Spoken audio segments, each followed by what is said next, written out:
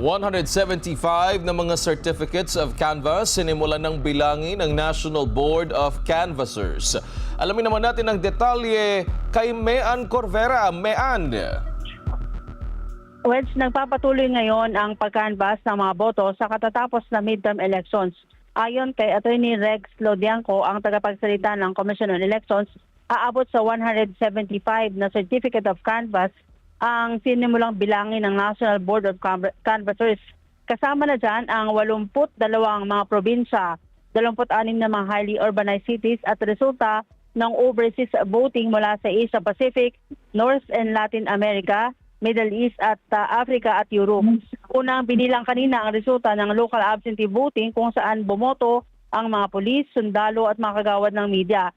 Sa partial official result ng local absentee voting, lumamang ang mga kalyado ni dating Pangulong Rodrigo Duterte na kinabibilangan niyan ni na Bongo nakakuha ng 45,581, si Senador Ronald Bato de la Rosa 44,818, si Congressman Rodante Marcoleta 34,543, si Attorney Jimmy Bondoc 32,784, si Attorney Raul Lambino na 28,765 at si Attorney Vic Rodriguez 26,856.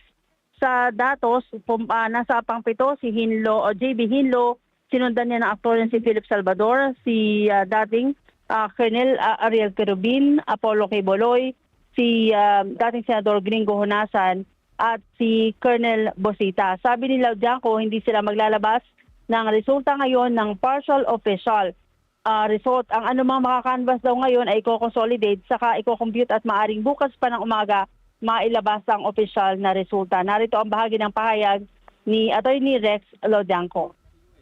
US po. Ang kakanvas niyan sa Washington, yung New York, San Francisco, Los Angeles, and all. Magiging certificates of canvas din po sila. Kaya po umabot sila sa 64. So natin,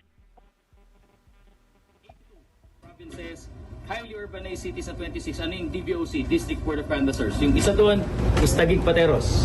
Meron po silang district. Isa lang po yung congressman nila eh. At yung Special Geographic Area, natatandaan nyo po yun, yung 63 province na humiwalay sa North Cotabato, naging parte ng farm. Nagplebisito tayo, walong munisipyo na sila. Sila po yung second na district. At yung overseas voting, but 64 lang. Natatandaan nyo, 93 po yan na post.